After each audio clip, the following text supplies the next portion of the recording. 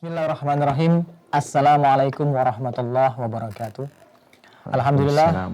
Wassalatu wassalamu ala rasulillah wa ala alihi wa sahbihi wa mawalah. Asyhadu an la ilaha illallah wahdahu la syarikalah wa asyhadu anna muhammadan abduhu wa rasuluhu amma ba'du. Alhamdulillah kita bertemu kembali dengan rubrik Anda bertanya, Ustadz menjawab. Dan pada malam hari ini bertepatan dengan tanggal 26 Rajab 1442 Hijriah atau tanggal miladiahnya 9 Maret 2021, dan atas izin Allah lah kita bertemu kembali dalam rubrik ini. Dan alhamdulillah seperti biasa kita selalu ditemani oleh Al-Ustadz Dr. Fauzi Hamid Basultanah LC MPDI Hafidhahu Ta'ala.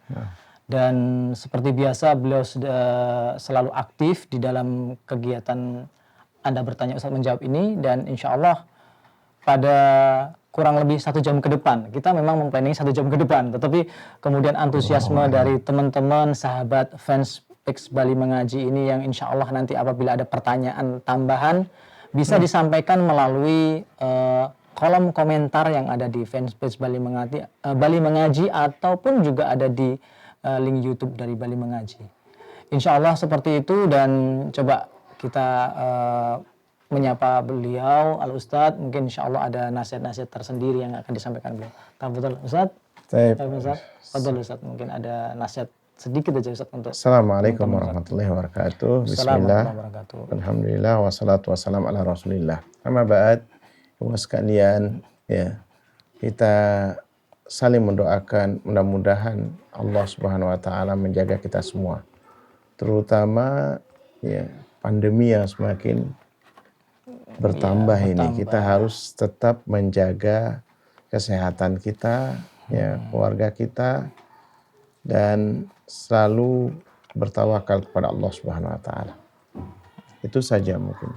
Baik, Ustaz. Jazakallah khair atas pesan antum kepada kita semuanya. Jadi tetap berusaha untuk mengikuti protokol, di mana kita seringlah jika berbincang dengan orang yang tidak kenal, dalam artian yang memang tidak sering berkomunikasi, gunakanlah masker. Dan otomatis mencuci tangan itu memang sesuatu yang apabila diikuti kita mau melakukan makan dan sebagainya Ustaz, ya, menggunakan itu lebih baik menggunakan rajin-rajin cuci tangan seperti itu.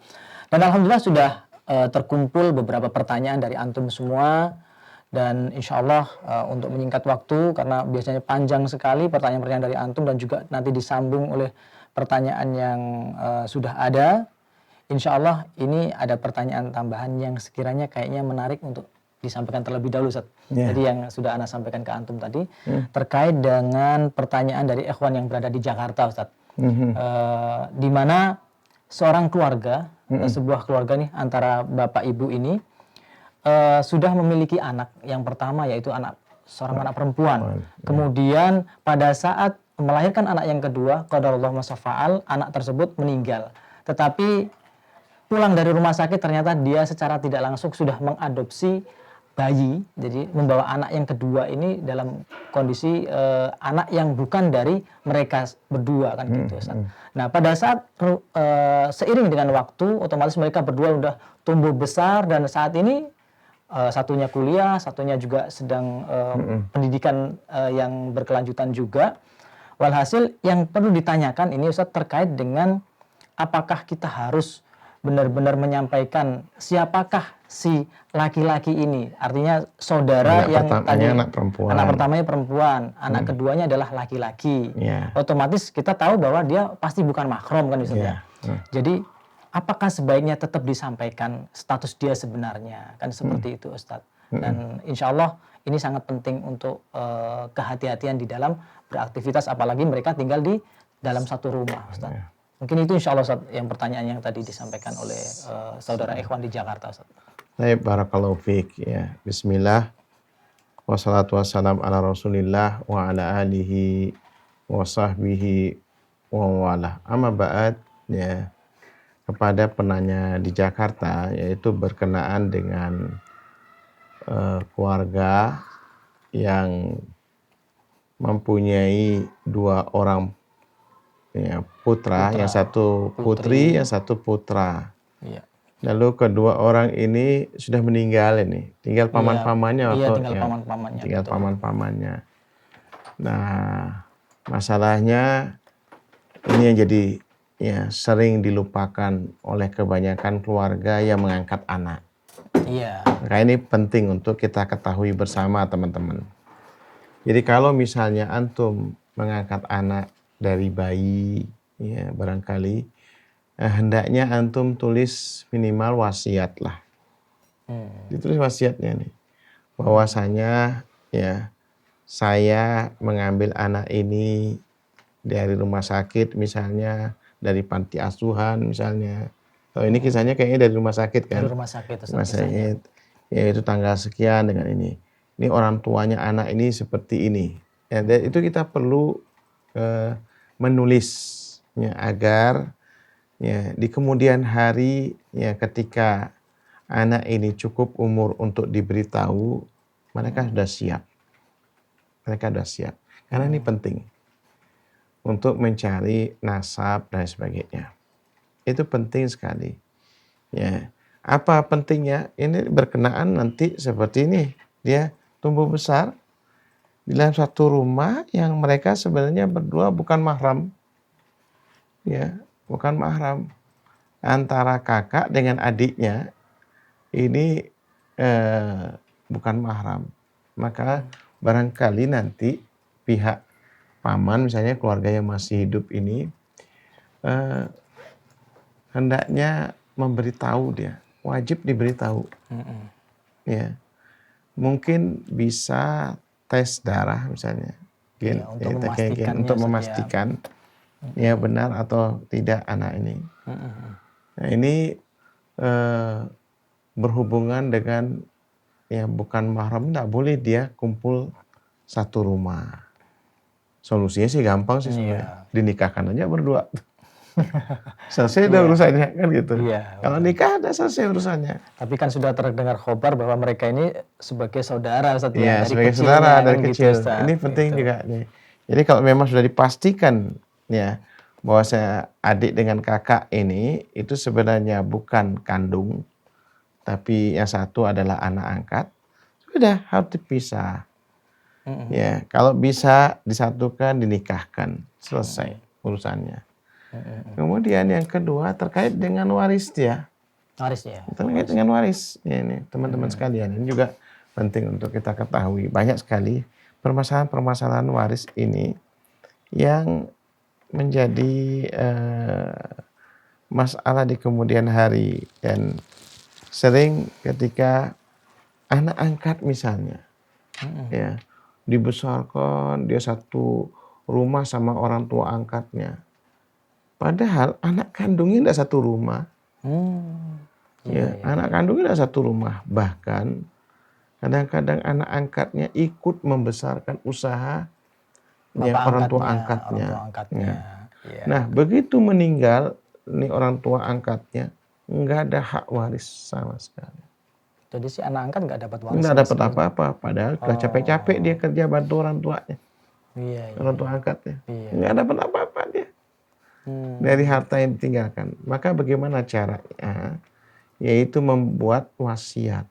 Wasiat itu tidak boleh lebih daripada sepertiga. Karena sepertiga itu sudah banyak. Jadi 2/3 nanti kepada ini. Jadi misal kita lihat nih anak kita. Karena saya punya sahabat nih sekarang. Seperti itu. Dia punya anak angkat. Sayang sekali. Anak lihat luar biasa dia. Di usianya cukup senja saat ini, dia ngangkat anak. Dia kaya raya. Sayangnya luar biasa. Terus dia tanya, bagaimana? Anda harus menulis wasiat. Ya, wasiat ditulis bahwasanya harta Anda sepertiganya untuk anak ini. Sepertiganya. 2/3 barangkali nanti ya untuk keluarga Anda dan sebagainya. Tentu yang seiman ya. Dan nanti bisa barangkali lebih bermanfaat lagi kalau nanti diwakafkan kemana. Ya, entah itu ke sekolah, ke rumah sakit, ke masjid, sangat bermanfaat sekali.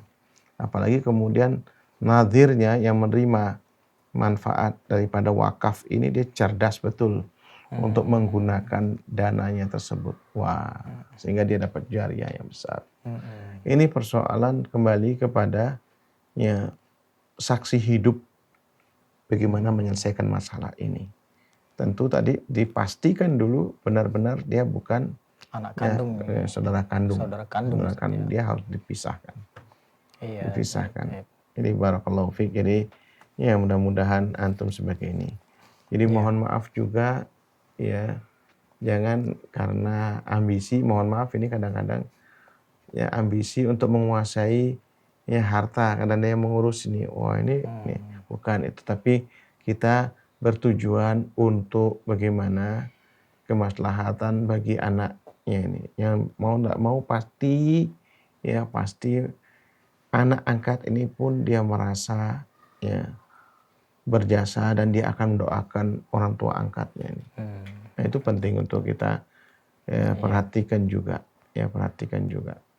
Ya, kalau mudahnya sih dinikahkan, selesai. Menjadi ya suami istri anak ini dan dia tetap bersatu. Wallahu a'lam bishawab. Demikian tadi penjelasan dari Ustadz terkait dengan pertanyaan dari saudara yang di Jakarta. Nah, menyambung lagi Ustadz ini terkait dengan masalah anak dan orang tua ini saja. Jadi ini pertanyaan juga dari seorang mualaf juga insya Allah. Jadi Ibu Agung ini di Denpasar juga. Mungkin anak belum, karena sudah titipan tadi pas anak ketemu Ustadz. Nah, intinya pertanyaannya adalah beliau punya anak. Yang pertama namanya Raihan Ustadz ya. Kemudian bapaknya Raihan ini atau suaminya Ibu Agung ini menikah lagi dengan seseorang dan punya anak namanya Muhammad Ustadz. Jadi Raihan sama Muhammad ini kan saudara seayah tapi tidak seibu. Seayah tapi tidak seibu. Iya, jadi bapaknya kawin 2 kali. Bapaknya kawin 2 kali. Saya. Ya, kalau dalam masa fal kan bapak sudah tidak ada ini Ustadz. Nah, si Muhammad yang kecil ini ikut sama Raihan yang dia sudah menikah. Raihan ini menikah dan qadarullah anaknya si Raihan ini meninggal pada saat kecil. Jadi si istri ini posisi sudah proses melahirkan dan kemudian memiliki bayi tapi qadarullah meninggal Ustaz ya. Nah, si Ibu Agung memberikan saran susuilah si Muhammad ini karena Muhammad ini sudah ditinggal ceritanya Ustaz.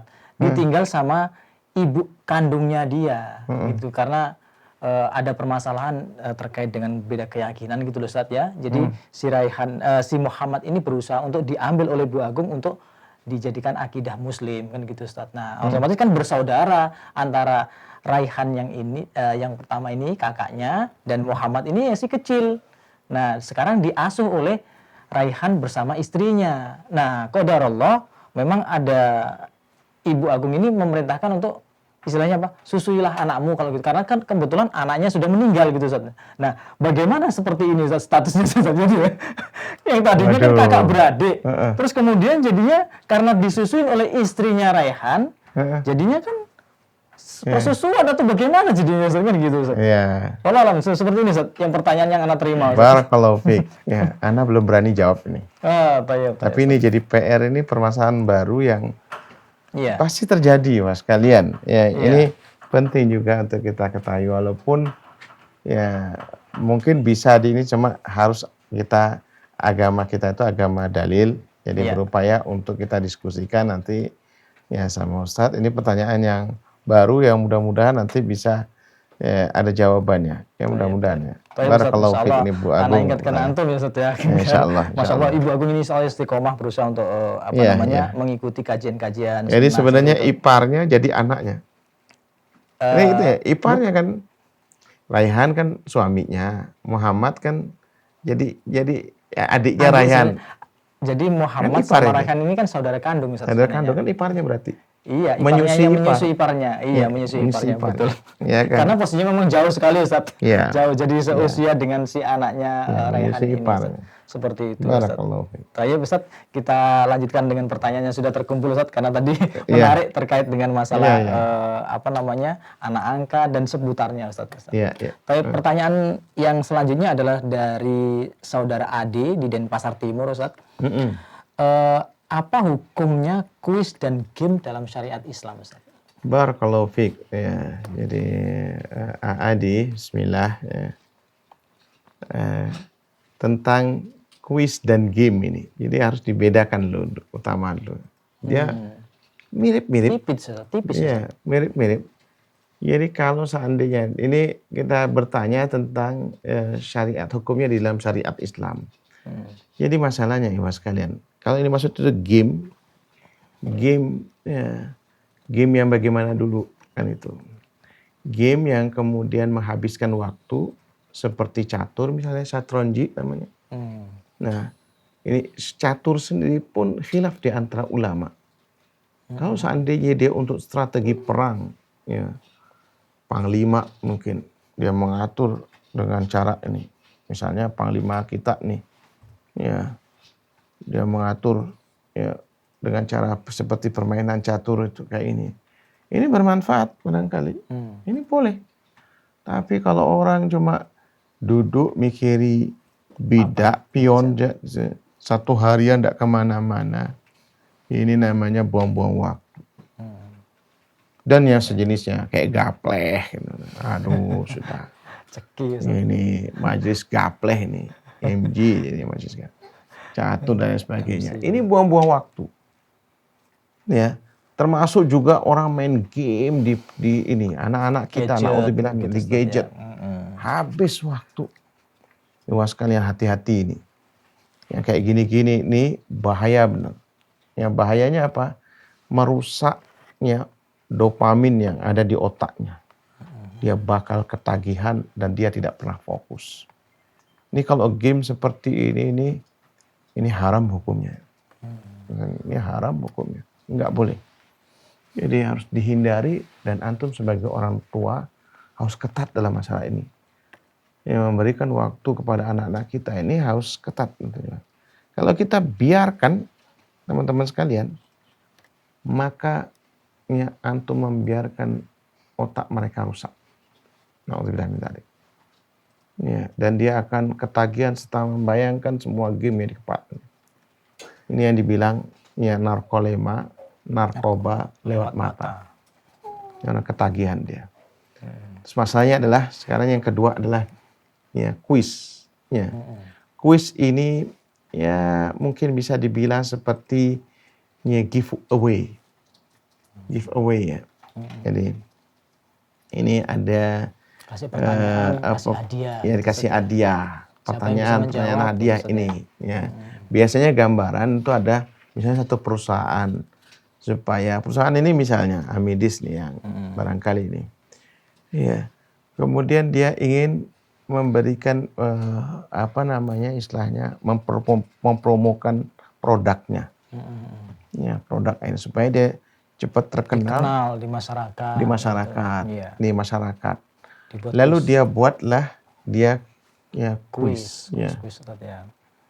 Misalnya ada teman-teman juga barangkali tidak ada salahnya mungkin. Misalnya saudara Faris Gisneh misalnya, ya, pedagang ini misalnya. Kamil. Ya. Apa namanya? Kamil, Ustaz. Kamil ya misalnya. Nanti siapa yang bisa jawab ini orang kan pada hebat ini Faris. Kan misalnya seperti itu ini. Iya, Ustaz. Ya. Walaupun tidak ada sekarang, tapi insya Allah nanti ada lagi. Insya Allah. Itu contoh ini. Jadi ini untuk mempromokan nih teman-teman sekalian dengan seperti dibuat ya kayak barangkali di acara Abum ini Anda bertanya, Ustadz menjawab ini. Ini boleh teman-teman sekalian. Boleh. Ini beberapa ya ditanyakan kepada ulama, di antaranya Syekh Dr. Khalid Al-Muslih hafizahullah taala. Ini muridnya Syekh Utsaimin. Dan kalau tidak salah insya Allah mantunya Syekh Utsaimin. Ya, hafizahullah taala, masya Allah ini. Karena beberapa kali ikut kajian beliau di Masjidil Haram ya, di Mekah. Ya, dalam kitabnya Al-Hawafidz ya, At-Tijariyah At-Taswikiyah wa Ahkamu fi Al-Fiqh Al-Islami. Ya. Jadi ini dalam kitabnya beliau ini. Jadi beliau mengatakan pada kontes jenis ini kontestan diminta untuk melakukan aktivitas tertentu seperti menjawab pertanyaan. yang bersifat wawasan atau ilmu pengetahuan lainnya. Menjawab pertanyaan terkait produk atau perusahaan yang ingin dipromosikan. Ya. Menyempurnakan kalimat promosi terkait barang dan jasa yang hendak dipromosikan. Pokoknya berkenaan dengan barang-barang tersebut lah misalnya. Ya. Lalu ya kemudian dikombinasikan dengan macam-macam lah aktivitas yang mirip lah. Biasalah namanya perusahaan ingin dikenal barangnya dengan cara seperti itu, lalu ada pesertanya kan, ini produk ini bagus, ini produk ini tertarik orang ini. Nah hal seperti ini tanpa ada syarat apa-apa ya. Jadi perusahaan yang memberikan untuk mempromokan ini boleh. Ini hukumnya boleh ini. Ya. Yaitu kemudian dikuatkan ini ya oleh ya Khalifah Al-Jabiri, ya seorang peneliti dalam makalahnya berjudul apa? Al-Ahkam Al-Musabaqat fil Fiqh Al-Islami. Jadi hukum-hukum musabaqah, ya lomba perlombaan di dalam hukum Islam ini boleh. Yaitu kuis-kuis itu boleh. Ya, dengan syarat kita tidak bayar apa-apa kan? Iya, jadi mengikutinya hanya mungkin mendaftar saja tanpa ada hal yang lain-lain ya Ustaz ya, yang bersifat ini sebagai bentuk modalnya gitu Ustaz ya. Jadi bahkan sekarang teman-teman sekalian, karena kebetulan punya putra yang juga melanjutkan S2 di ini. Karena diberikan gamenya ini teman-teman sekalian, game itu tanya jawab, pertanyaan, kuis modelnya. Dan ini menarik ini. Ya, makanya beberapa teman itu membuat game-game yang edukasi yang ada isi kognitifnya dalam ini. Ini bagus ini. Kayak seperti ini sehingga anak kita terbiasa dan itu biasa menjawab cepat. Dan itu dipakai waktu sehingga kita banyak sekali ilmu pengetahuan itu bertambah. Entah itu Al-Qur'an, entah hadis, dan ini mendorong kita untuk banyak membaca. Jadi memperluas wawasan. Nah, kalau seperti ini kuis atau model-model game tanya jawab seperti ini. Nah, ini teman-teman sekalian, ini boleh dan sangat dianjurkan. Dianjurkan. Ya, supaya nggak bosan juga dia baca-baca. Iya sih Ustaz ya.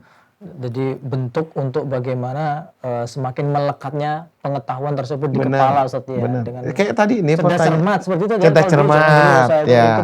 Kayak tadi itu pertanyaannya Bu Agung itu. Ana biasanya langsung lemparkan dengan teman-teman murid Ana yang sudah lulus Madinah itu. Ana bilang, ayo kita diskusi seperti ini. Bagaimana jawabannya? Dan jawabannya itu pasti akan ya mendatangkan apa? Ya ilmu-ilmu baru dan mereka menggali semuanya. Oh ini jawabannya seperti ini, jawabnya seperti ini. Dan ini akhirnya apa? Hiduplah ini. Dan ini juga kebiasaan para ulama. Ya, Imam Syafi'i ya kepada murid-muridnya bahkan kepada anaknya sendiri sering membuat ya lomba-lomba yang kecil-kecil seperti ini. Karena memang Imam Syafi'i ingin yaitu bagaimana cari ya sistem atau metode yang tidak metode pembelajaran yang tidak membosankan. Ini boleh teman-teman sekalian. Ini hukumnya boleh. Allahu a'lam bishawab. Baik, insyaallah. Semoga menjawab apa yang disampaikan oleh Al Ustadz Fauzi tadi kepada saudara Ade yang di Denpasar Timur. Berikutnya pertanyaan dari saudara Haris Setiawan di Cikarang Ustadz. Assalamualaikum warahmatullahi wabarakatuh. Ana mau bertanya Ustadz. Saya bekerja sebagai operator produksi di perusahaan swasta, dalam hal ini pabrik pembuatan kartu debit, kartu kredit, kartu Visa, dan Mastercard yang bekerja sama langsung dengan bank konvensional. Apakah pekerjaan saya tersebut termasuk tolong-menolong dalam hal riba? Tolong penjelasannya Ustadz, nasihatnya Ustadz, jazakallahu khairah. Barakallahu fiik ya saudara Haris Setiawan ya, antum punya sifat wara, sifat kehati-hatian ini penting untuk ya kita sebagai ya orang yang bekerja dan ingin mendapat penghasilan yang halal, maka kita perlu bertanya kepada para ulama tentang bagaimana hukum ini dan hukum itu yang kita lakukan pekerjaan ini. Maka ya saudara Haris Setiawan ya, Maka dipilah-pilah ini, yang dipilah-pilah. Kalau ya apa namanya hanya pembuatan kartu saja itu memang nggak ada masalah dia. Iya, iya. Ya. Hanya Jadi bahannya aja hukum Ustaz ya, ya hanya bahannya aja. saja karena al aslu ya fil asya lil ibahah itu kaidahnya. Asal segala sesuatu itu mubah dibolehkan. Tapi ketika ya disengaja dan diketahui peruntukannya itu jadi masalah. Ya, ketika dia diketahui peruntukannya, apalagi peruntukannya ini sebagai ya Bekerja sama. apa namanya kerjasama dengan hal-hal yang berbau riba. Nah, antum kira-kira, ya ini pertanyaan kembali nih, yaitu biasanya kita disuruh istafti nafsak, yaitu kita disuruh meminta fatwa kepada diri kita sendiri. Antum ragu enggak? Gelisah enggak dari penghasilan antum ini? Karena biasanya orang itu tidak tenang. Ya, tidak tenang dari penghasilan yang kita dapat ini. Apalagi kemudian antum tahu bahwa ini mayoritas ya dari pelanggan antum itu ya menggunakannya di bank-bank konvensional yang berbau riba. Yeah. Maka dari sini ya kartu-kartu seperti ini ya antum pilah-pilah lah kalau itu digunakan untuk ya yang nyerempet yang haram, kita khawatir dengan firman Allah wala ta'awanu 'alal itsmi wal udwan, dan janganlah kalian bertolong-tolongan di dalam urusan ya perbuatan dosa dan permusuhan. Tapi kalau seandainya misalnya antum ketahui, oh ini hanya sebagai kartu anggota, ya, kemudian barangkali sebagai alat ya apa namanya pembayaran bentuk lain, bentuk lain barangkali. Kartu debit itu aja. Itu kartu debit misalnya. Nah ini ya insya Allah antum pilah lah. Ini mungkin peluang antum di sini. Ya kartu anggota suatu organisasi. Antum pilah-pilah sekarang. Kan banyak sekarang kartu-kartu yang multifungsi dan sebagainya. Ya multifungsi dan sebagainya. Nah itu yang barangkali antum lihat di sini ya.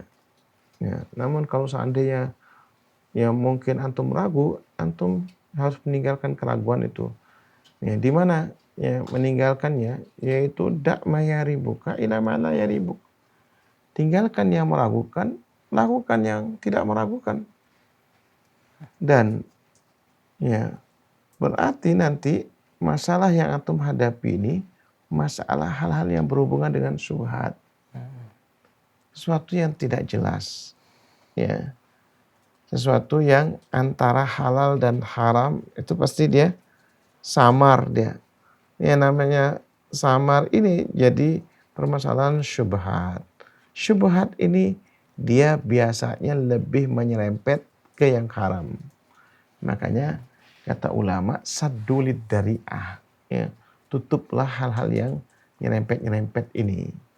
Nah, ini minimal antum jaga ya penghasilan antum dari hal-hal yang meragukan.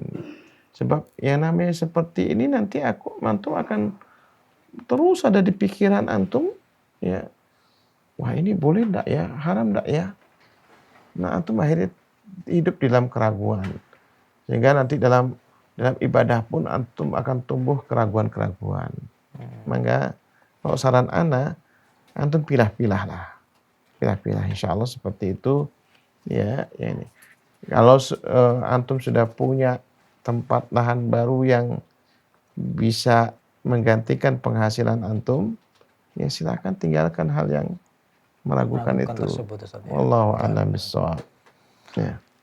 Baik, insyaallah semoga apa yang disampaikan oleh Ustaz tadi bisa membuat hati antum Haris ya yang bertanya ini semakin mantap Ustaz ya untuk menentukan pilihannya. Jika memang produsen kartu tersebut bisa untuk member belanja atau apa, kan banyak sekali memang sebuah swalayan memiliki member-member. Tapi memang sekarang hampir semuanya serba virtual sih Ustaz. Semua Kartu-kartu sudah banyak ditinggalkan sekarang bahkan sebenarnya. pakai apa namanya tuh Iya, QRIS ya. barcode itu atau yang sejenis itulah Ustaz ya. Kan jadi semuanya sudah serba virtual sekarang virtual. gitu. Tayyib insyaallah. Tayyib Ustaz.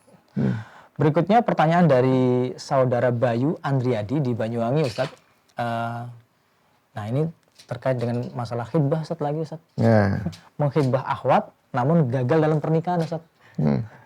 Kayaknya memang pertanyaan ini selalu ada Ustaz ini ya. Tayyib, barakallahu fiik ya.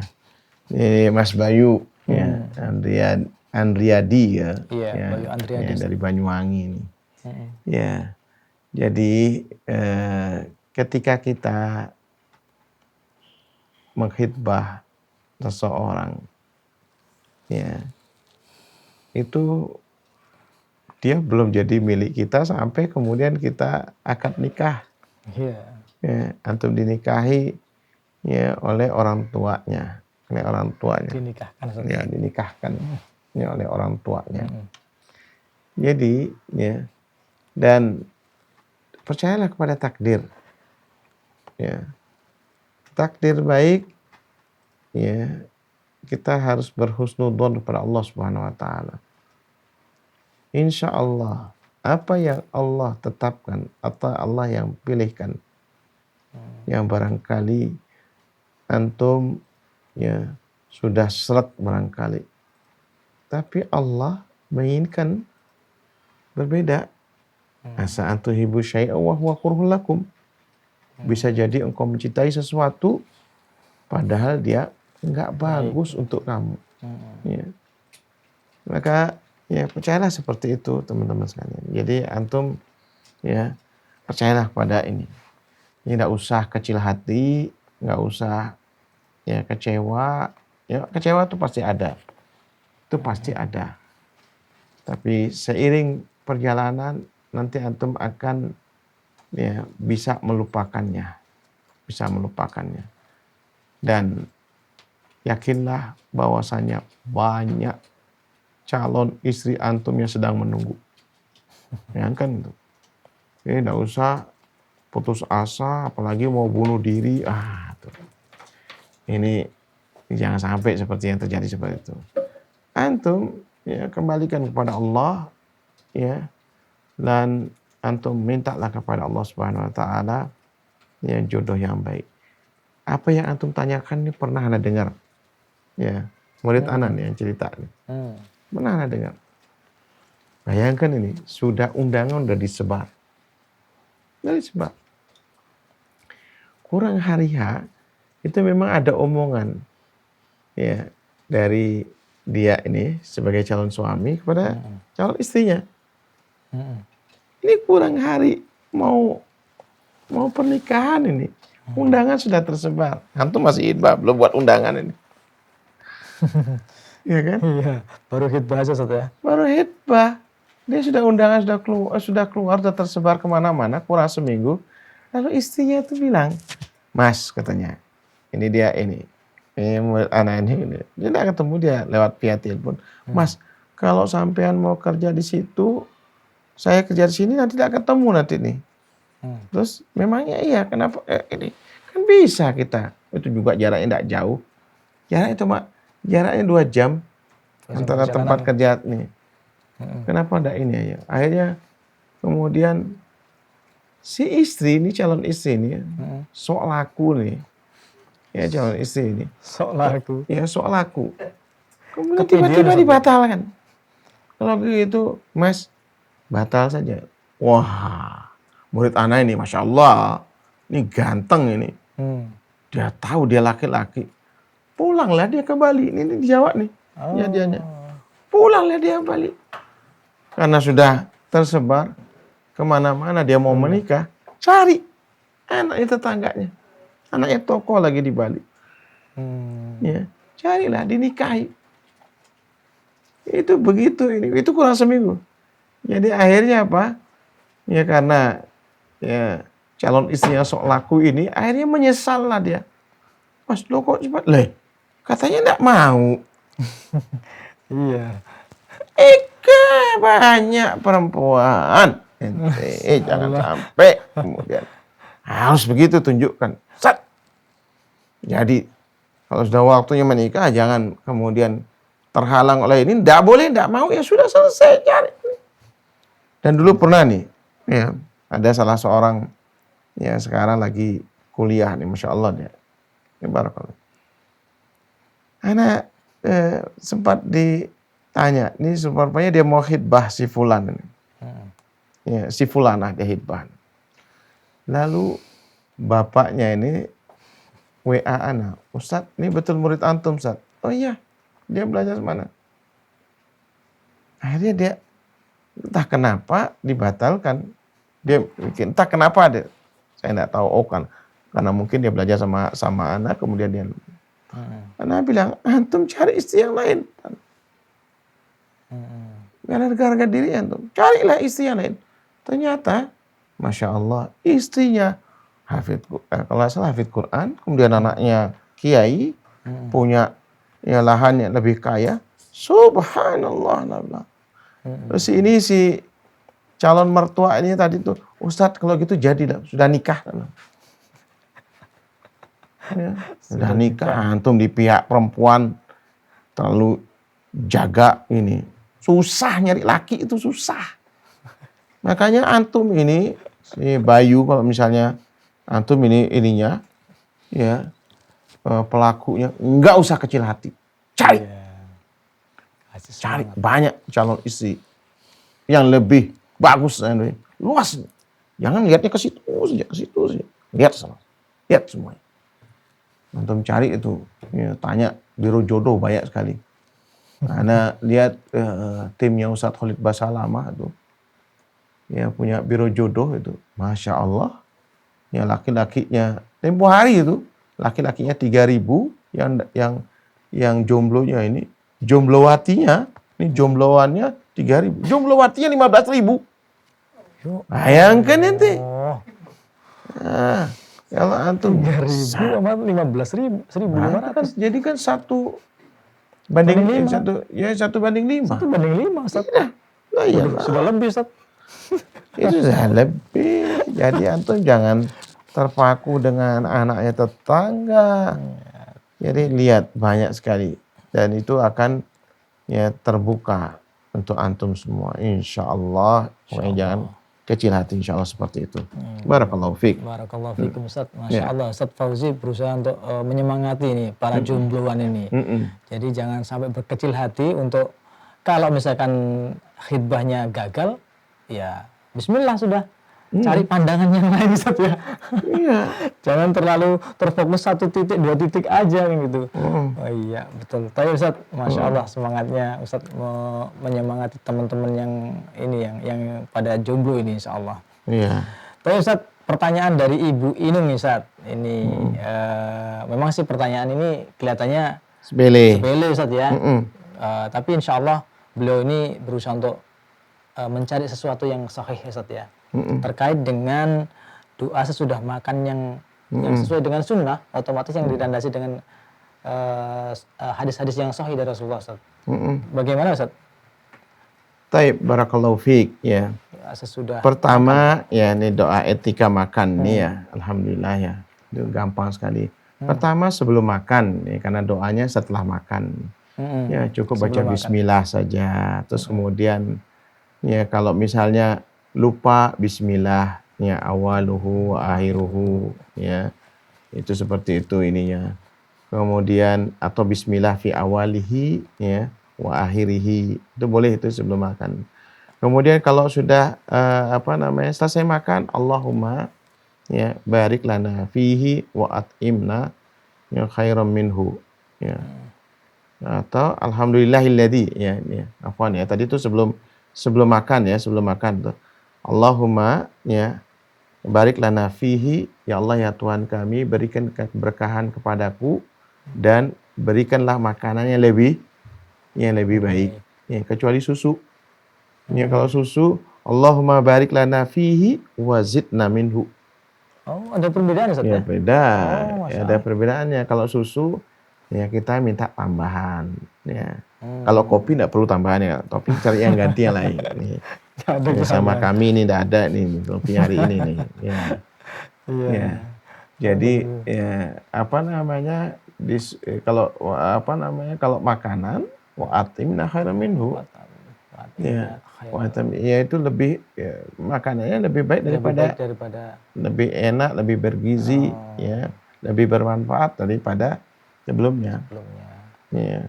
Atau ya pakainya lebih lebih enak lah daripada yang sekarang kita nih. Hmm. Makanya kita bersyukur ya diberikan makanannya. Hmm. Nah, kalau setelah makan alhamdulillahilladzi at'amani hadza wa razaqanihi min ghairi halin minni wala quwwah. Hmm. Ya. Kita kalau diberi rezeki oleh Allah Subhanahu wa taala, ya jangan banyak mencela. Ini kadang-kadang mohon maaf ini, ya orang tua kadang-kadang apa ya membiarkan anaknya, aduh saya tidak suka ini.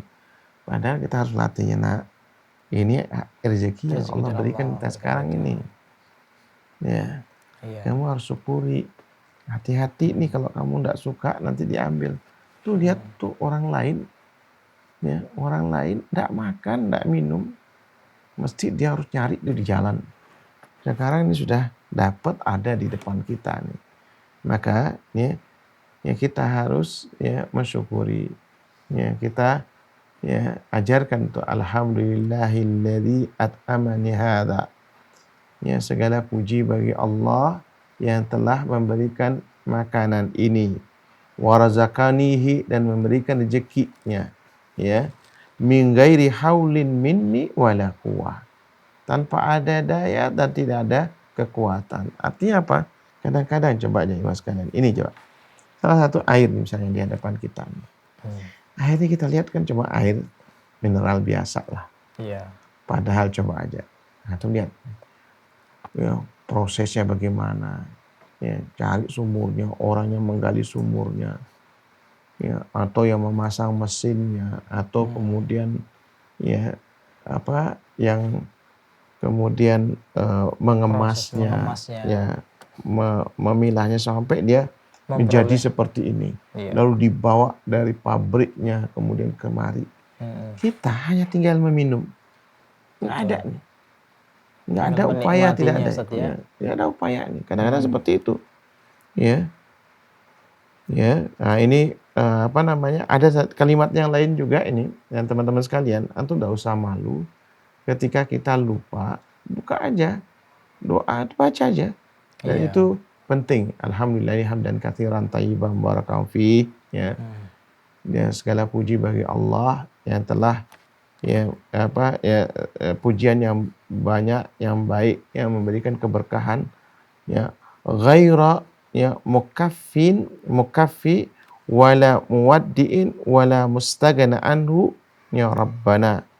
Ya, yang mana apa? Ya, yaitu ya yang penuh apa ya yang senantiasa dibutuhkan, diperlukan dan tidak ditinggalkannya wahai Tuhan kami.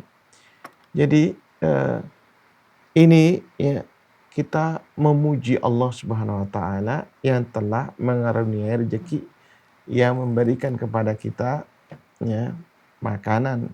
Ya kadang-kadang ya sekalian coba aja apa namanya doa-doa yang kita panjatkan kepada Allah Subhanahu wa taala dikabulkan oleh Allah Subhanahu wa taala ya tanpa kita ketahui sebabnya. Ya, Alhamdulillah.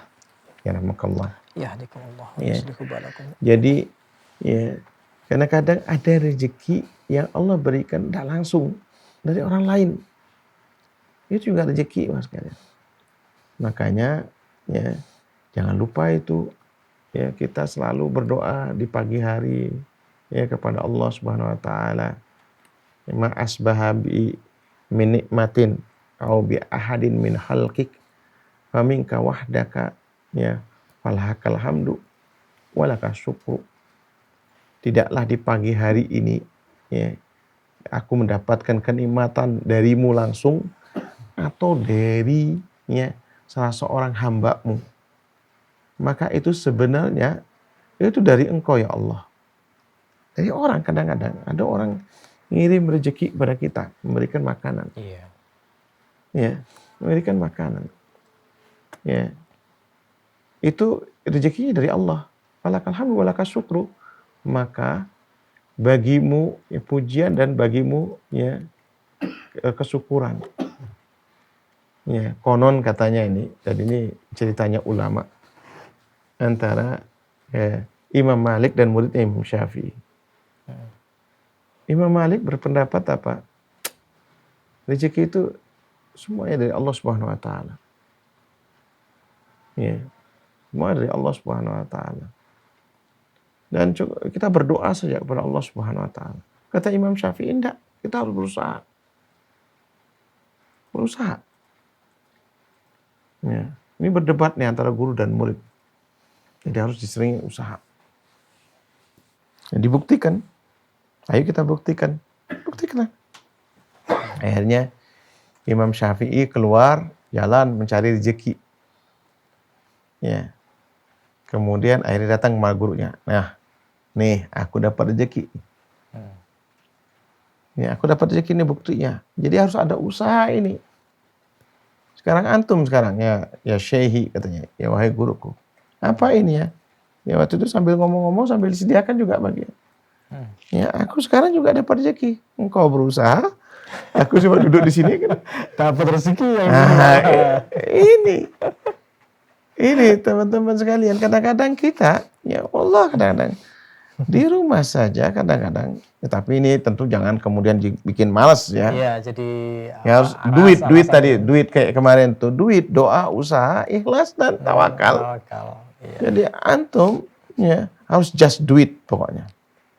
Ya, yaitu doa, usaha, ikhlas dan tawakal. Nah, apa ini ya? Yaitu ketika Allah ya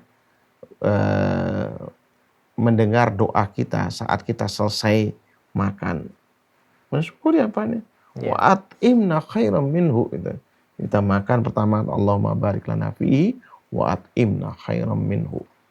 Ya Allah ya Tuhan kami berikan keberkahan. Mungkin hari ini makan tempe, tahu ya. Besok ya atau dengan kangkung besok ya kita suruh kambingnya makan kangkung, kitanya makan kambing. Nah itu. Jadi naik derajatnya sedikit-sedikit. Insya Allah seperti itu. Jadi tidak usah kecil hati sekalian. Wallahu a'lam. Wallahu a'lam. Kalau kita berdoa, insya Allah dirubah. Makanya dirubah makanan apa semuanya. Ini hal kita tanamkan seperti itu ketika berdoa. Makanya bersungguh-sungguhlah ketika berdoa ini. Bersungguh-sungguhnya. Kita kalau kita lihat makanan ini, syukuri alhamdulillah ada makanan hari ini. Ada makanan hari ini kita makan. Wallahu a'lam. Allah tambah. Dan kadang-kadang teman-teman sekalian, ada rezeki. Datang kita ini. Ya Allah kadang-kadang itu ya ketawakalan kita ini kepada Allah Subhanahu wa taala dan doa kita yang selalu kita panjatkan insya Allah ya kadang kontan dijawab oleh Allah Subhanahu wa taala. Allahu a'lam. Baik Ustaz. Insyaallah penjelasan dari antum tadi. Jadi yang menarik sekali bahwa antum selalu menyampaikan tentang duit tadi ya Ustaz. Doa, kemudian usaha, ikhtiar. Ya, ikhtiar atau ikhlas. Ikhlas, kemudian tawakal Ustaz. Ya. Boleh ikhtiar, boleh. Doa didahulukan Ustaz ya. Berarti doa didahulukan. Nah, bagaimana melakukan doa yang sekiranya kadang-kadang kita ini doa sukanya hafalan dengan doa-doa yang sudah ada kan gitu. Nah, bolehkah kita itu membuat semacam doa yang memang kita paham Ustaz? Apakah memang harus demikian atau memang hanya betul-betul hanya sekedar mencontek dari yang ini loh dari hadis-hadis yang sahih demikian gitu Ustaz? Bagaimana Ustaz? Barakallahu fiik ya. Jadi kebetulan tadi kita bahas Hisnul Muslim ya. Iya Ustaz. Ada buku kecil lagi, lebih kecil daripada itu, namanya Hisnul Wafi. Hisnul Wafi. Ya, Hisnul Wafi. Jadi penjagaan yang cukup mencukupi. Nah, itu isinya yaitu kisah-kisah para ulama Ya, isinya itu kisah-kisah para ulama yang mengamalkan doa-doa yang kemudian ditolong oleh Allah Subhanahu wa taala. Ya. Jadi sering kita dengar mujarobat. Iya. Ya, mujarobat. Mujarrob itu artinya telah teruji. Kita. Bahasa Arabnya coba itu jarrib. Cobain. Jarrib. Ya. Mujarrob itu artinya telah teruji. Telah teruji. Nah, ya, doa yang diajarkan oleh Allah dalam Al-Qur'an, ya, doa yang diajarkan oleh Allah dalam Al-Qur'an, biasanya diawali dengan Rabbana. Ya, Rabbi firli. Biasanya ya, enggak semuanya ya. Tapi ini biasanya seperti diawali dengan Rabbana atina fid dunya hasanah wa fil akhirati hasanah wa qina adzabannar misalnya. Ya. Nah, ini doa-doa yang Allah ajarkan dalam Al-Qur'an. Sebaiknya memang kita hafal dan kita gunakan. Ya Rabbana hab lana min azwajina wa dzurriyyatina qurrata a'yun waj'alna lil muttaqina imama. Nah, ini juga bagi tadi si Bayu tadi itu. Ya. Yaitu minta ya pada Allah Subhanahu wa taala pasangan hidup, istri misalnya. Tuh, Rabbana hab lana min azwajina wa dzurriyyatina. Nah, kemudian doa-doa yang ada dalam hadis Rasulullah SAW. Misalnya Allahumma. Yang diawali selalu dengan Allahumma. Ya. Lalu kebanyakan seperti itu. Nah, ini teman-teman sekalian, gunakan dia. Ya, kenapa? Karena dia sudah teruji dari Allah dan Rasulnya. Mujarrobat tadi Ustaz ya. Ya, mujarrab. Jadi sudah teruji dia. Dan sudah dipraktekkan oleh para ulama. Baik itu dari kalangan sahabat, tabi'in, tabi'ut tabi'in, dan seterusnya generasinya. Misal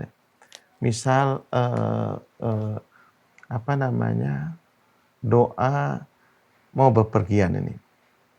Jadi ada diceritakan tuh ya seorang ulama meninggalkan rumahnya. Tiba-tiba kampung itu kebakaran besar. Yang Anda baca di Hizbul Wafi ini. Lalu murid-muridnya, ulama ini sedang perjalanan agak sedikit jauh lah. Kemudian ya murid-murid yang kejar, ya Syekh, kampung antum kebakaran. Jangan-jangan rumah antum juga ikut kebakar. Syekh ini rupanya berserah diri tawakal. Ya talibi ya waladi, atau dia bilang, ya wahai muridku, katanya, aku tadi ketika meninggalkan rumah mau safar ini, aku udah baca doa safar. Ini penting ini. Yaitu aku mengatakan apa? Antas sahibu fis safari, ya, wal khalifatu fil ahli. Ya. Khalifatu fil ahli. Engkau adalah temanku di dalam safar ini dan menjadi khalifah penggantiku ya untuk keluarga. Allahumma inna na'udzubika min wasa'i safari wa ka'abatil manari wa su'il munqalabi fil mali wal ahli. Wa su'il munqalabi. Ya, dan aku juga berlindung, ini 2 kali disebutkan. Ya.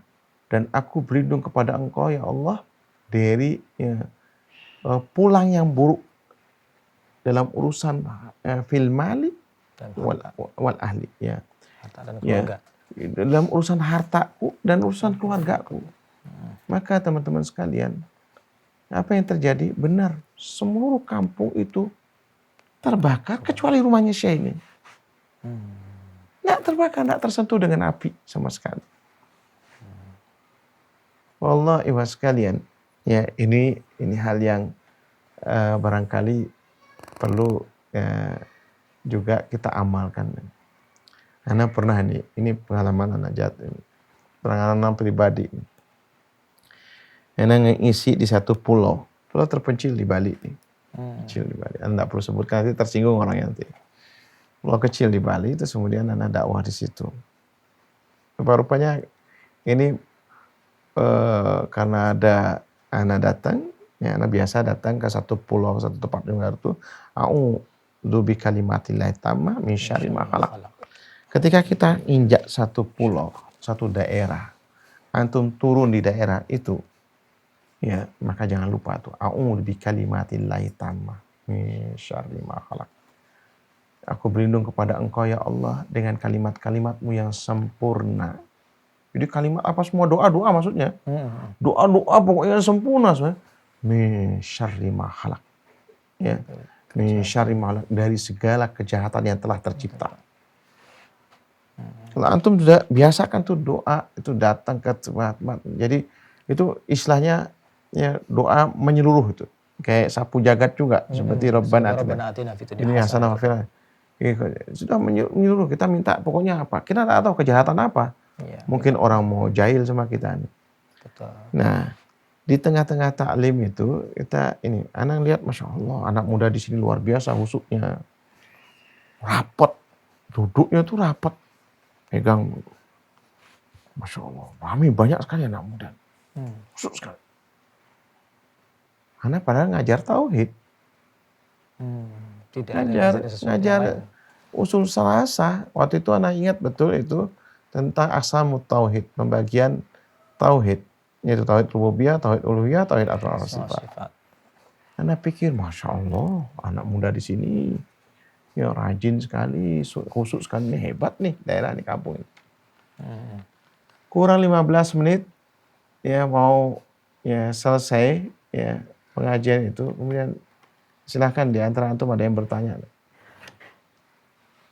Kemudian ada yang bertanya langsung. Ustaz, ya, ada yang bertanya, antum ini pakai ilmu apa, Ustaz? Kaget anak. Ya ilmu tauhid tadi, Nah bilang. Enggak, ini ilmu tauhid apa, Ustaz? Ya tadi yang tak ajarkan tadi itu, enggak paham itu. Ya kami ini, Ustaz. Jadi maksudnya, ya kami ini sekarang itu, kami semuanya mengerahkan ilmu yang kami pelajari pakai ilmu sihir dan sebagainya. Nah bilang kurang asem antum semuanya. Jadi wallahi akhi bilang, ya ikhwan, antum perhatikan. Hati-hati nih. Ya hati-hati dengan ini. Ini kalau antum gunakan dan kalau diizinkan oleh Allah, ya, itu bisa terjadi dengan anak. Namanya sihir. Jangankan anak. Wanita Yahudiyah yaitu pernah mewaracun Rasulullah SAW. Itu Rasul. Kena Rasulullah SAW. Ya, padahal Rasulullah SAW cuma baru pegang saja itu. Ya, sahabat ada yang makan tuh daging kambing, meninggal langsung seketika. Dan Rasulullah SAW itu 4 tahun kemudian dirasakan lagi sakitnya itu. Itu karena izin dari Allah Subhanahu Wa Taala. Itu kalau seandainya Allah mengizinkan apa yang antum gunakan ilmu untuk menyihir seseorang, ya Allah mengizinkan antum ini, maka bisa kena. Tapi ketahuilah, ya insya Allah, ya yang lebih hebat dari itu adalah penangkal. Dan anak telah membaca doa ini semua. Jadi yang ayat kursi, kul huwallah, kul a'udzu birabbil falaq, kul a'udzu birabbin nas. Jadi ayat kursi kita baca karena memang ada hadisnya, yaitu Allah akan menjaga kita. Ya.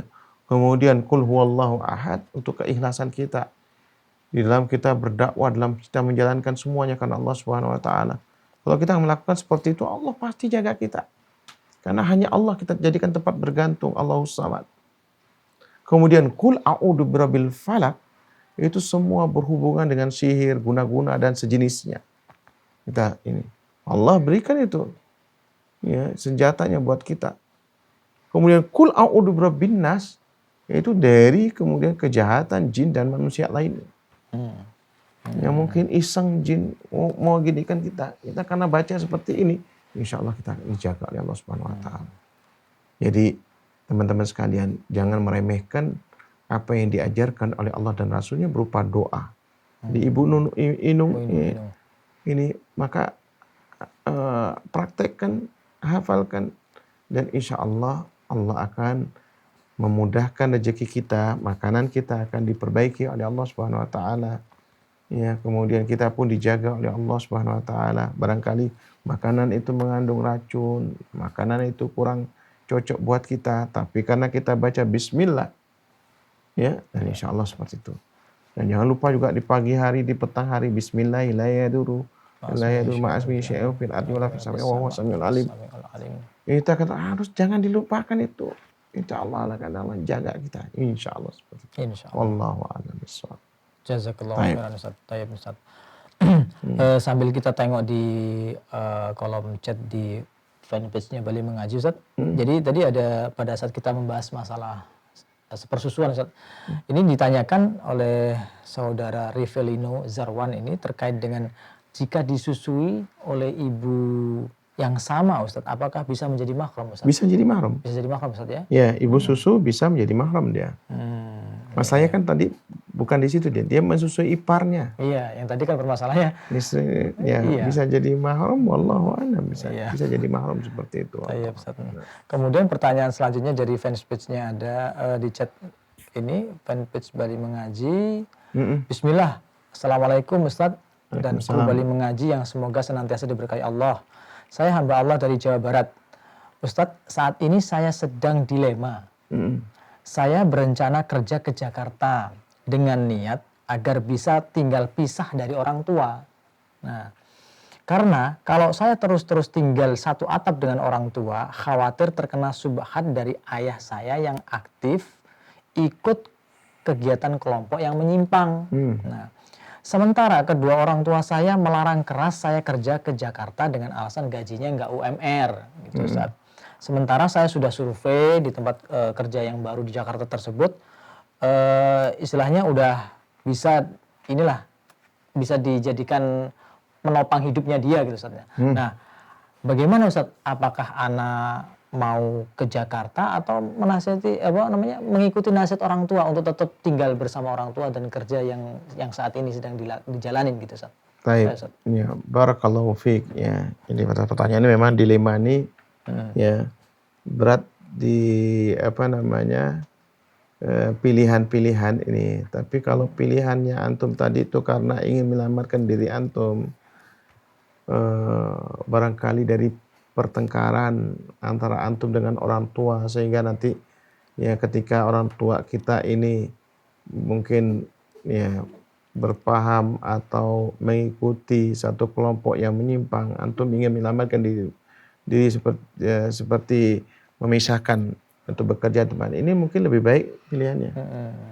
Kalau itu pertimbangannya adalah ya untuk menyelamatkan diri antum dan keluarga antum, barangkali lebih baik memang beda rumah. Ya, lebih baik seperti itu.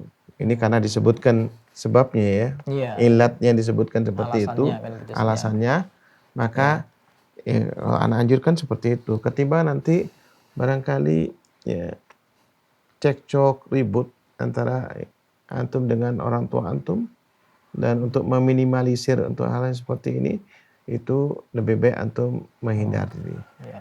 Nah, tapi kalau seandainya antum bisa sabar pelan-pelan untuk memberi nasihat, memberi ya masukan ya pelan-pelan ini, karena kita semua orang tua kita ini memang harus sabar ya ikhwas sekalian. Ya, enggak bisa barangkali ini saran anak yang kedua ya, artinya enggak usah keluar dari orang tua kita karena memang orang tua itu adalah pintunya surga kita. Ya, ketika ada orang tua maka antum berbakti pada orang tua antum.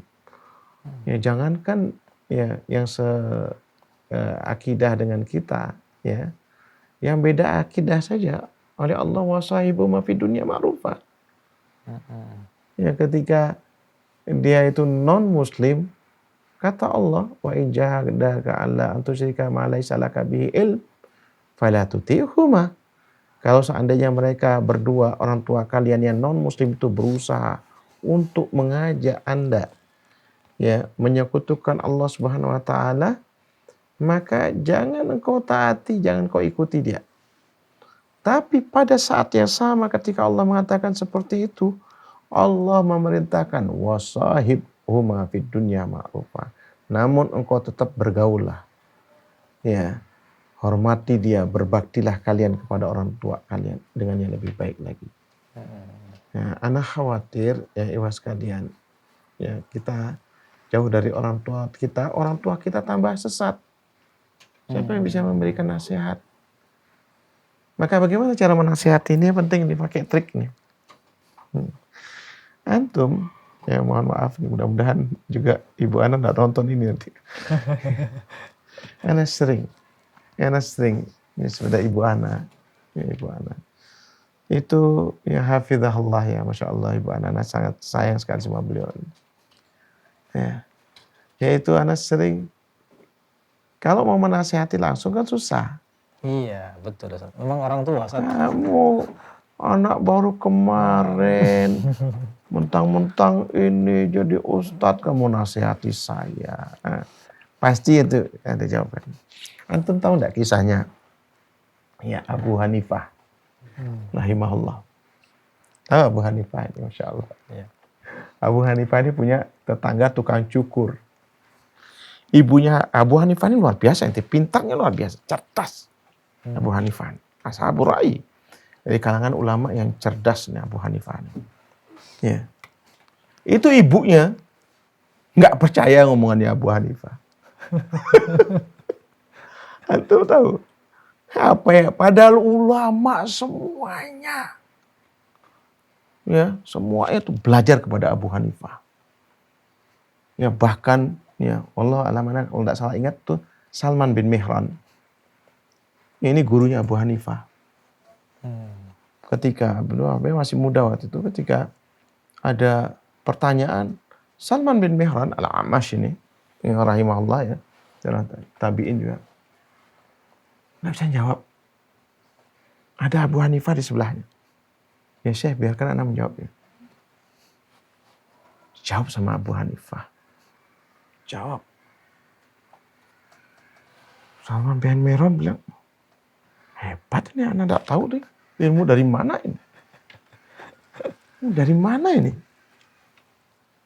Terus sudah gitu selesai orang itu bertanya, pulang. Dijawab sama Abu Hanifah.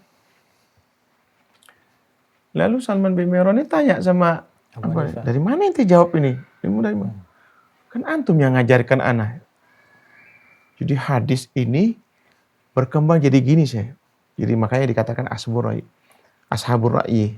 Ya, jadi satu hadis itu dikembangkan jadi banyak permasalahan-permasalahan nih Mas sekalian. Masya Allah. Nah, ini teman-teman sekalian. Jadi ini penting kita kalau belajar dari para ulama.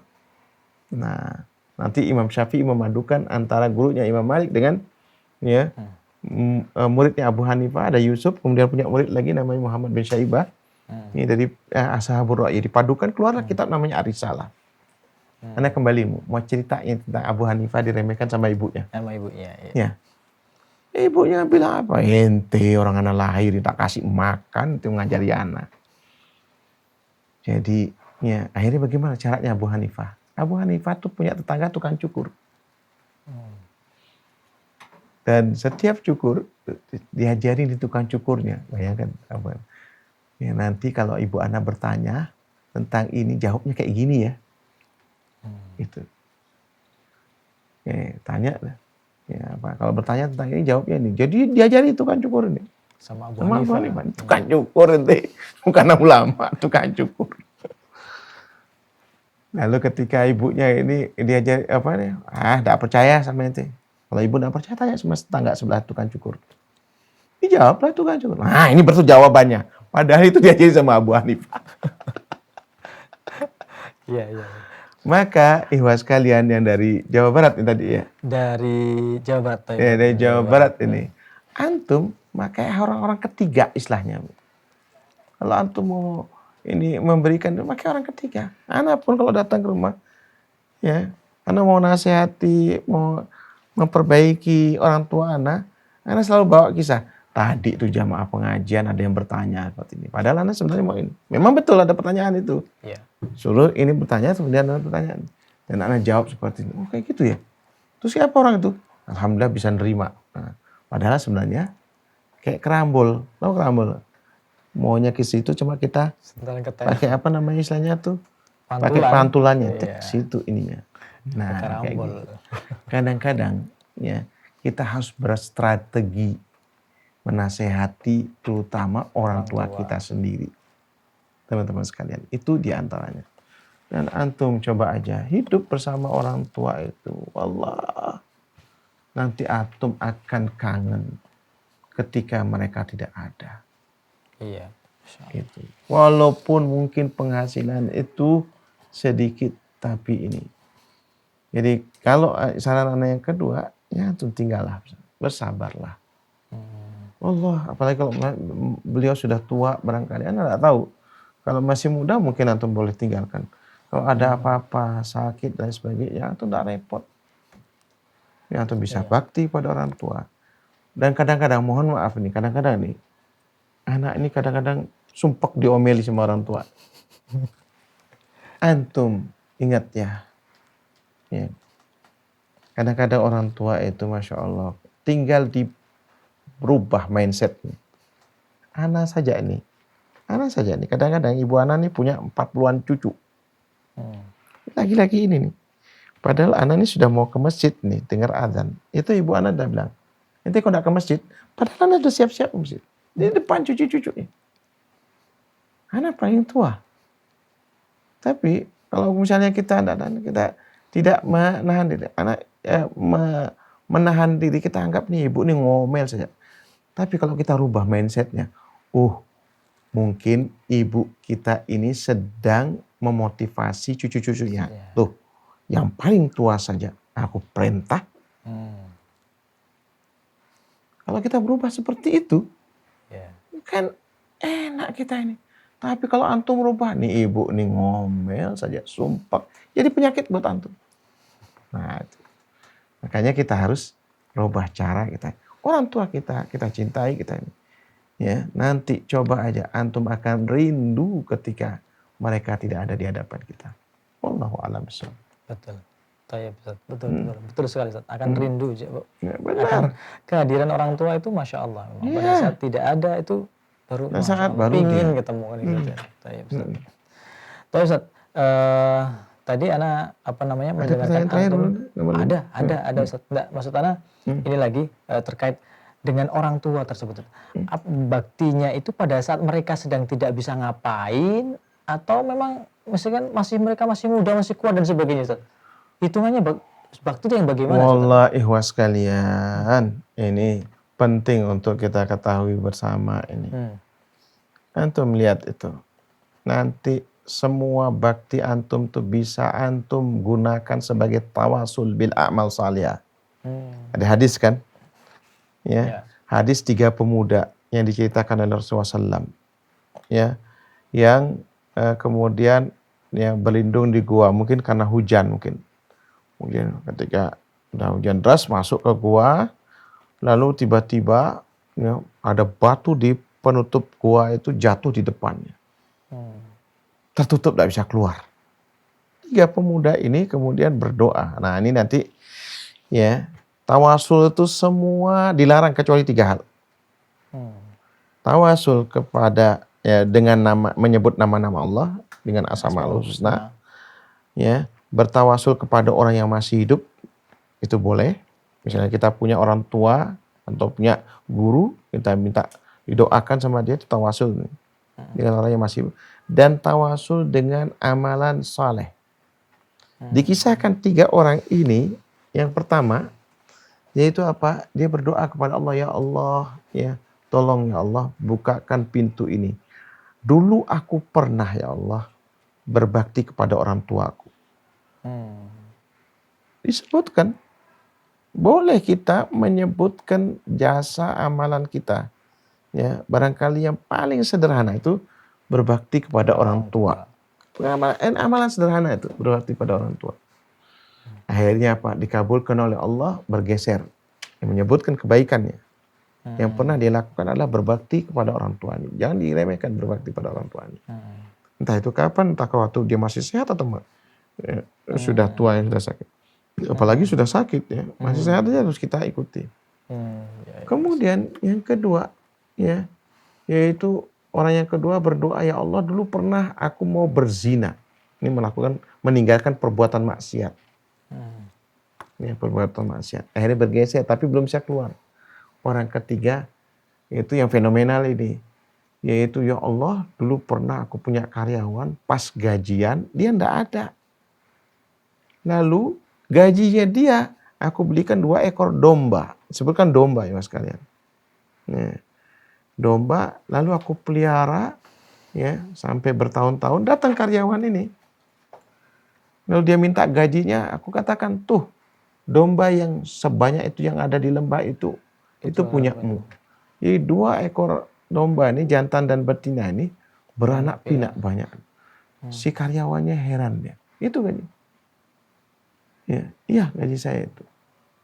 Nah, kemudian ibu sekalian, ini dalam hadis ya, nanti ada di sini hadis nih, satu hadis itu banyak sekali ini ya manfaatnya, hikmahnya banyak. Ya. Jadi akhirnya terbuka lebar ini dengan tawasul amal salihah. Nah, nanti banyak ya kalau anak mau cerita tentang hadis ini banyak sekali dari sisi bisnis. Ya, kenapa domba bukan kambing? Nah, itu di antaranya tuh. Ya, karena domba itu di antaranya ya mas kalian. Dia masalahnya apa? Dia harus ya punya lapangan yang luas. Makanya anak alhamdulillah tahun kemarin berkunjung ya dapat undangan. Ya Masya Allah dari Reza Abdul Jabbar. Ya hafidhallahu ta'ala ya. Itu untuk menghadiri juga undangan Perdana Menteri ya ketika itu ya. Ya. Nah, anak jalan ya itu dari Invercargill sampai ke Christchurch itu 700 kilo. Itu kanan kiri itu padang rumputnya luas. Isinya sapi dan domba. Domba sebanyak. Masya Allah, dombanya banyak sekali. Dombanya besar-besar. Ya, besar-besar Masya Allah. Nah ini domba itu kenapa kok domba kan gitu? Bukan kambing. Nah, dagingnya lebih enak. Ya, kemudian bulunya bermanfaat. Kulitnya apalagi, kemudian juga apalagi susunya dan sebagainya. Jadi banyak sekali manfaatnya domba itu. Kemudian dia cuma makannya gitu aja. Jadi enggak bisa lebih dari atas 60 cm. Kalau kambing, coba antum taruh kambing. Naik Ustaz ya. Bisa dia lompat naik dia ke atas. Makanannya berarti bisa dibawa. Cuma kalau domba ini dia harus lapangan dia. Kayak di situ New Zealand tuh memang ya peternakan yang penghasilan mereka dia kayaknya di situ. Jadi tidak di dalam sebuah kandang ya ini nyaplir namanya nih. Nyaplir nih. Padahal tadi berbakti kepada orang tua. Ya, barakallahu. Tapi nyaplirin apa-apa ya. Insya Allah bermanfaat. Nanti mungkin kita akan bahas di hadis tersebut di pertemuan berikutnya Ustaz ya. Insya Allah. Baik, ini insya Allah pertanyaan terakhir Ustaz yang sudah masuk dari Hilda Roshida. Domisili di Denpasar Ustaz. Pertanyaannya, Ustaz, saya ingin bertanya berkaitan dengan hadis tentang istighfar anak yang dapat meringankan azab kubur dan dapat meninggikan derajat orang tua di surga. Pertanyaannya adalah, satu, istighfar dalam konteks hadis tersebut apakah murni bacaan doa untuk kedua orang tua yang umum kita dengar dan kita ajarkan pada anak, ataukah istighfar dalam hadis tersebut mencakup seluruh lafaz istighfar Ustaz tanpa terkecuali? Gitu ya Ustaz. Terus yang kedua, apakah istighfar yang kita panjatkan murni hanya untuk orang tua kandung kita juga bisa kita tujukan pada kakek, nenek, ataupun saudara dari ayah ibu kita yang bisa jadi ikut andil dalam mendidik dan membesarkan kita Ustaz. Barakallahu fikum. Baik, barakallahu fik. Ya, Masya Allah. Ini pada Mbak Hilda Roshida ya. Hilda Roshida. Ya, barakallahu fik ya. Pertanyaannya ini. Jadi ini masalah istighfar. Istighfar pertama ya, yaitu yang terbaik adalah sayyidul istighfar. Ya, untuk diri kita ya tentunya. Jadi kita minimal teman-teman sekalian itu 3 kali ba'da sholat. Astagfirullah, astagfirullah, astagfirullah 3 kali. Sudah tuh. Ya. Atau di pagi hari membaca sayyidul istighfar. Allahumma tarabbila ilaha anta alaqtani wa na'buduka wa dan seterusnya sampai akhir. Antum hafal itu. Kenapa? Di sore hari kita juga membaca sayyidul istighfar. Orang yang baca istighfar di pagi hari, maka dia kalau seandainya umurnya tidak sampai di sore hari, maka dia insya Allah dibersihkan dosanya, dijamin masuk surga.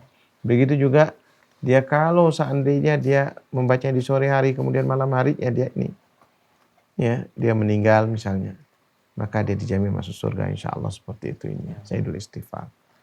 Itu ini ya. Kemudian ya yang kedua yaitu ya istighfar kepada untuk orang tua kita yang biasa diajarkan Rabbik fili wal walidayya warhamhuma kama rabbayani shaghira. Ya. Ini ayat Al-Qur'an ya, ada tambahan sedikit ya. Rabbik fili, ya Allah ya Tuhan kami, ya ampunilah dosaku ya dan dosa kedua orang tuaku ya, dan sayangilah mereka sebagaimana mereka mendidik aku. Ya, mendidik aku. Ya. Nah, ini boleh seperti itu. Itu yang minimal. Ya, minimal Rabbik firli ya. Ya. Seperti itu doanya tuh boleh. Boleh. Kemudian dan ini memang perintah ya sekalian. Ya, perintah. Dalam surah Muhammad fa'lam annahu la ilaha illallah ya wastaghfir lidzambik walil mu'minina wal mu'minat. Ya. Jadi perintah istighfar ini ada dalam surah Muhammad ayat 19 tadi itu. Ya belajarlah kalian, maka kalian akan mampu ya merealisasikan kalimat la ilaha illallah. Ini ana langsung terjemahkan dengan tafsir ya. Kalian akan mampu merealisasikan kalimat la ilaha illallah. Dan dalam merealisasikan kalimat la ilaha illallah tersebut, enggak ada orang yang sempurna. Enggak ada kecuali Rasul. Nabi kita, Nabi Muhammad SAW, itu aja orang yang sempurna. Kita ini semua pelaku dosa. Maka diperintahkan oleh Allah wastaghfir lidzambik. Ya, mohon ampunlah kalian untuk dosa kalian. Jadi teman-teman sekalian, dari sini pelajarannya apa wastaghfir lidzambik ini? Ya, kita tidak boleh merasa paling baik. Oh, mentang-mentang kita ini tidak pernah tinggalkan sholat lail. Kadang-kadang kita WA di grup, sholat tahajud, waktunya sholat tahajud. Kadang-kadang si pacarnya, aduh, ya ukhti, bangun ya ukhti. Ini. Ngapain dia dengar itu nih? Dia kan sebenarnya mau pamer saja. Mau pamer saja, apalagi di grup lagi. Ya biar pamer pengumuman sebenarnya dia itu pengumuman. Ini anak nih sholat lail. Itu tidak perlu. Antum tidak perlu ngasih tahu orang-orang kalau antum mau ya mendoakan orang-orang tersebut, mau bermunajat kepada Allah, mau sholat lail. Enggak usah pengumuman. Tidak perlu ya bangunkan orang WA, tidak usah. Ya. Jadi inilah yang dianjurkan oleh Allah Subhanahu wa taala, yaitu ketika berdoa dan mendoakan orang yang fi dhahril ghaib, kalau dia enggak diketahui ya, dia mendoakan si fulan misalnya. Ya, ana misalnya mau mendoakan fajar, ya Allah, ya beri rezeki, murahkan rezekinya fajar ya Allah misalnya. Ini kru kita di sini nih. Ya. Ini tanpa ngasih tahu, jangan nanti kasih jar. Ana udah doakan ente jar. Ya. Bisa gugur ente. Ya, ampuni dosanya ya Allah. Ya. Kita doakan. Kalau kita tidak ngasih tahu fidharil ghaib, ada para malaikat di samping kita, wa anta kadzalik, wa anta mithluk. Dan engkau mendapatkan ya doa seperti yang engkau panjatkan untuk saudaramu. Saudara tidak tahu. Nah ini teman-teman sekalian. Jadi pentingnya kita mendoakan orang ya lain tanpa sepengetahuannya. Tanpa sepengetahuannya. Ya, supaya kita mendapatkan doanya malaikat. Doanya kita barangkali tidak dikabulkan oleh Allah Subhanahu wa taala. Karena kita banyak melakukan perbuatan dosa. Tapi ketika doanya malaikat untuk kita, ya mereka makhluk yang mulia, kiraman katibin, ya, malaikat yang mulia, ya, tidak pernah melakukan perbuatan maksiat, pasti diterima oleh Allah Subhanahu wa taala. Makanya hati-hati juga dalam berdoa. Ya, hati-hati juga jangan berdoa. Jangan berdoakan ya sial, ya Allah, mudah-mudahan bangkrut ya Allah. Malaikat tuh doanya apa? Wa anta kadzalik. Anta kadzalik. Iya kan? Iya. Dan ente juga. Ya. Doanya ente bisa tidak dikabulkan sama ente. Tapi doanya malaikat karena ente doakan buruk sama orang lain. Ya. Maka teman-teman sekalian, ya, jangan karena kalau kita bersaing, ya kita jangan mendoakan yang buruk kepada ya pesaing kita. Ya, jadikan dia kompetitor yang positif. Itu sebenarnya. Kecuali ya kita harus hati-hati nih, takut nih, yaitu dakwatul madlum. Doa orang yang terdolimi. Dan itu Allah kita harus takut sekalian. Takut dikabulkan oleh Allah Subhanahu wa taala, maka kita pun akan tidak bisa menghindarinya. Naudzubillah min dzalik. Maka khawatirlah dan takutlah ya teman-teman sekalian. Nah ini istighfar, minta ya, diperintah dari Allah. Minta ampun, juga minta ampun kepada ya orang lain. Maka istighfar ini teman-teman sekalian boleh kita tunjukkan kepada kakek nenek kita, boleh. Ya Rabbana ighfir lana wa li ikhwanina alladziina sabaquna bil iman wa la taj'al fi qulubina ghillan lil ladziina amanu rabbana innaka ra'ufur rahim. Misalnya seperti itu. Ya Allah ya Tuhan kami, ampunilah dosa kami ya Allah. Di surah Al-Hasyr ini. Dan ya dosa-dosa ya orang-orang keluarga kami, Allah yang telah mendahului kami. Ya, mendahului kami, yaitu ya, nenek moyang kita. Ya, kita tidak tahu.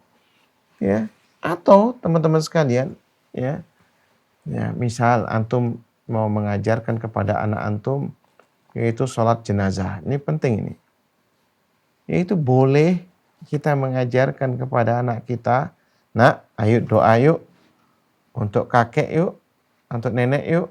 Misalnya, ketika kakek, ya karena dia laki-laki, Allahumma ighfir lahu warhamhu wa'afi wa'fu anhu wa akrim nuzulahu wa wasi' mudhalahu. Allahumma ighsilhu bil ma'i wasalji wal barad. Nanti lama-lama anak ini hafal, antum sudah siap. Antum meninggal, anak kita akan mendoakan kita. Laki-laki ini. Perempuan, nenek yuk, Allahumma ighfir laha warhamha wa'afiha wa'fu anha wa akrim nuzulaha wa wasi' mudhalah. Antum doakan ini, ngajarkan kepada anak antum, dia sudah, oh berarti nanti kalau saya sholat jenazah saya bisa ya membaca doa ini. Ini teman-teman sekalian. Ini ya doa istighfar yang kita ajarkan kepada anak-anak kita untuk keluarga kita yang telah mendahului kita. Nah, makanya ya jangan tinggalkan barakallahu fik ya Rasulullah SAW ya kepada ya siapa tadi Mbak Hilda Rashidah. Enggak kurang dari 70 kali atau dari 100 kali setiap hari istighfar. Nih, istighfar yang Rasulullah SAW mengatakan apa? Astaghfirullah wa atubu ilaih. Bacalah ya, minimal kita di pagi hari atau di sore hari. 100 kali. Hitungannya pakai tangan saja. Hitungannya pakai tangan saja ini. Cukup ya. Yaitu misalnya ini satu tangan ini satu jari ini 7 dia. 4 jari 28. Ya. Jempol 5. Bagaimana hitungnya? 1, 2, 3, 4, 5, 6, 7. Astagfirullah wa atubu ilaih. Astagfirullah wa atubu ilaih. Astagfirullah wa atubu ilaih. Astagfirullah wa atubu ilaih. Ini istighfar. Ya, 7. Kemudian 4, 28. Tambah ini 5, 33. 3 kali kita ngulang sudah 99. Tambah 1, 100. Coba antum hitung, tidak sampai 3 menit. Itu karena 1 menit bisa ya selesai, yaitu 33 kali. Ya, 3 menit yaitu insya Allah selesai 100 kali. Itu minimal kita minta kepada Allah. Kalau kita ya mengucapkan ini insya Allah, di dalam satu hadis katakan dosa sebanyak pasir di bumi, ya sebanyak buih di lautan, sebanyak awan ya di langit. Ya, itu atau segunung lainnya itu bakal diampuni oleh Allah Subhanahu wa taala. Innallaha ghafurur rahim. Ya sesungguhnya Allah Maha Pengampun dan Maha Penyayang. Maka lakukanlah istighfar. Barakallahu fi. Barakallahu fikum Ustaz. Insyaallah penjelasannya sangat jelas Ustaz. Semoga saudari Hilda tadi saja ya, Hilda bisa Rashidah. paham dengan apa yang insya Allah disampaikan Ustadz tadi. Dan ada masih beberapa pertanyaan Ustadz dari IG insya Allah. Dari Ummu Hamzah. Bismillah. Assalamualaikum warahmatullahi wabarakatuh Ustadz. Waalaikumsalam. Bagaimana hukumnya jika mantan suami hanya menafkahi anak laki-lakinya, sedangkan masih ada anak perempuan yang termasuk ya istilahnya anak perempuan darah dagingnya Ustadz? Baik. Barakallahu fiik ya. Jadi mudah-mudahan Allah memberikan juga hidayah ya. Dan mudah-mudahan Allah menjaga keluarga kita ini. Kalau terjadi perceraian ya antara suami dan istri ya, itu berpisah memang. Namanya cerai ya, pisah. Cuma anak dia hubungan darah dengan kita nggak akan pisah. Ya. Barangkali nanti pengasuhan anak ya, makanya juga ya dilihat siapa yang mampu di antara ya, atau suami kah atau istri kah ya, dan ini disepakati teman-teman sekalian yang bercerai ini memang haknya kewajiban ya suami seorang ayah itu menafkahi ya keturunannya ya. Barangkali sekarang pandemi, katakan saya belum mampu. Jangan malu untuk mengatakan, tolonglah bantu saya untuk ini. Tapi kewajiban antum tetap ya punya niat lah, teman-teman sekalian. Ini kadang-kadang kita meremehkan kewajiban kita ini. Ya, kalau seandainya antum berniat di dalam diri antum, ya Allah berikan kekuatan kepada saya nih untuk menafkahi anak-anak saya. Insya Allah. Satu ya mulut antum kasih, rezekinya cukup satu mulut. Anak laki. Tapi kalau seandainya 2 mulut, insya Allah rezekinya 2 mulut. Insya Allah. 3 mulut, insya Allah. 3 mulut. Semakin banyak antum berikan rezeki kepada keturunan antum seluruhnya, barangkali antum tahu. Insya Allah semakin banyak Allah berikan rezekinya kepada antum semua. Jadi tidak usah takut. Karena semua ya makhluk hidup itu sudah diberikan makan oleh Allah Subhanahu wa taala. Antum lihat kadang-kadang ada di kayu, ada kayu sini. Bayangkan ada rayap ya. Coba aja makanan dari mana? Makanan dari mana? Dia kok bisa ada rayap, ada makhluk hidup di rayap itu? Dari mana datangnya Ustaz ya? Dari mana datangnya? Jadi ya jadikan tanggung jawab antum itu sebagai pendorong ya untuk melancarkan rezeki antum.